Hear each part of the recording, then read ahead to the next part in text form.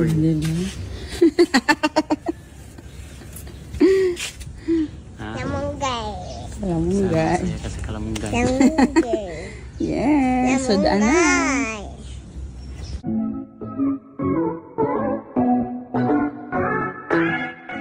Filmar Alipayo nakipag-unahan sa paggising at maagang kumuha ng mga malunggay sa kanilang backyard.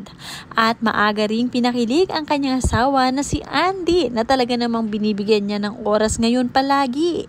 Marami ang natuwa sa mga ginagawa ni Filmar para sa kanyang pamilya ngayon.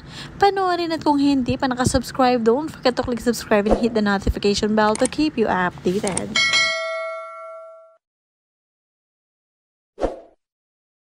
Marami nga ang nagkukomento sa mga ginawa ni Filmar para kay Andy.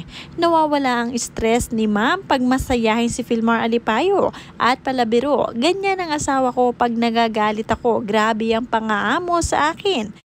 Marami ang natutuwa sa mga ginagawa ni Filmar ngayon at malaki talaga ang kanyang ipinagbago. Napaka-natural, napaka-totoo na may konting kapiluhan. Kalamungay for you. Kalamungay. Kalamungay. Saya kasi kalamungay. Kalamungay. Yes, sudan na.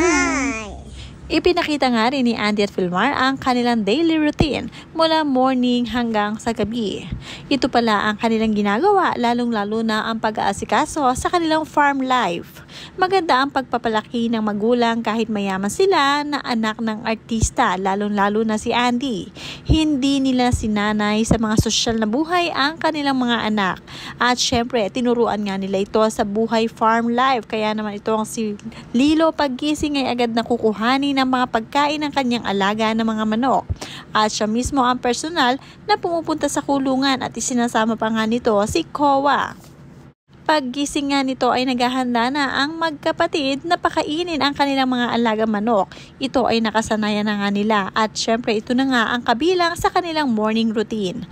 I love the way on how you raise your children. Congratulations Filmar and Andy. Ginagawa ng mga anak nyo ang hindi nagagawa ng mga kabataan sa kasalukuyan na panahon. Very good girl, Lilo. We can relate our childhood life before.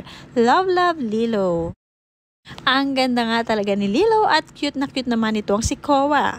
Mabuting pagpapalaki sa kanila. Marunong na sila sa buhay at look, hindi sila gaanong nagga-gadget. Malulusog ang pangangatawan nila, sariwang hangin at masusustansyang pagkain ang kinakain nila. Fresh. Good job Lilo at Kowa. At syempre marunong na nga rin maghawak ng manok itong si Lilo.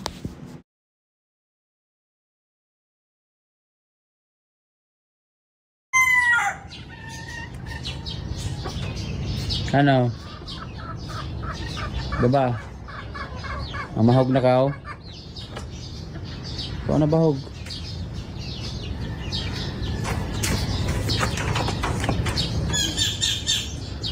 Abot mo, ako rakan.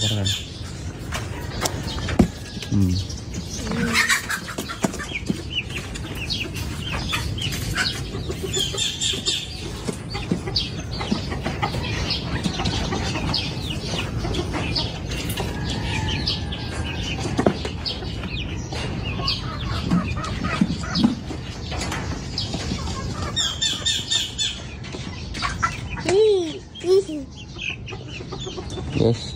I have big zipper. Mamis. Big zipper ako.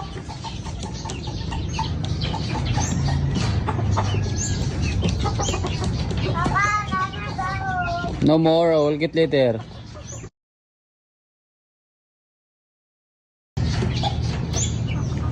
Binli dyan rin duha rin nak, binli. Big white one. I'm not going to catch that thing.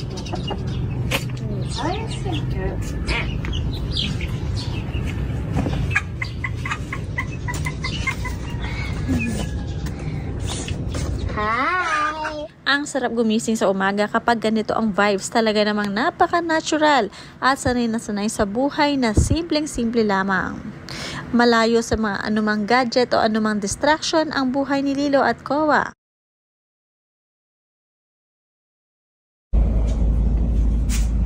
Papa. What is this? I have lettuce. Oh, si Mami hagok pa. Mommy's still sleeping, doesn't Ajo, don't disturb Mami, please. Don't disturb Mami. you know?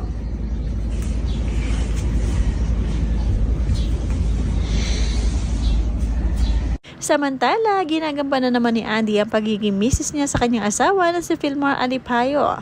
Talaga namang si Andy mismo ang nagluluto ng pagkain nila, lalong-lalo na ngayong lunch na sinurpresa niya ang asawa na paglutuan nito ng masarap na ulam. Sabi nga dito, ito yung couple na kahit sinubok ng pagsubok, pinili pa rin ang isa't isa.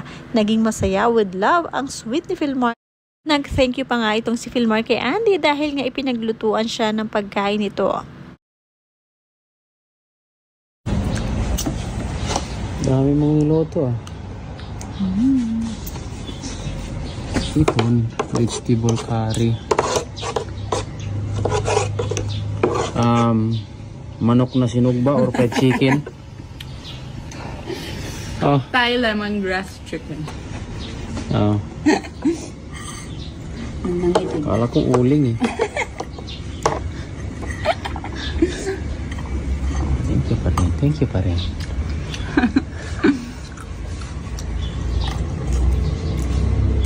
Ito. Lame. Try ko nga ni.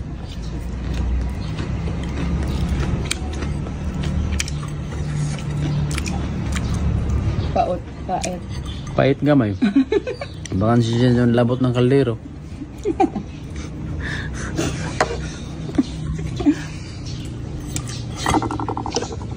Lami yapon. Lami manggod. Dap.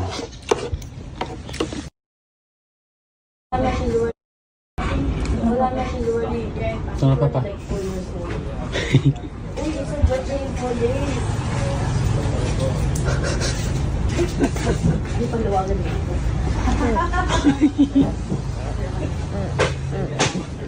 Ikaw na. Yeah, because there was a shadow in my eyes looking right there. Oh, and...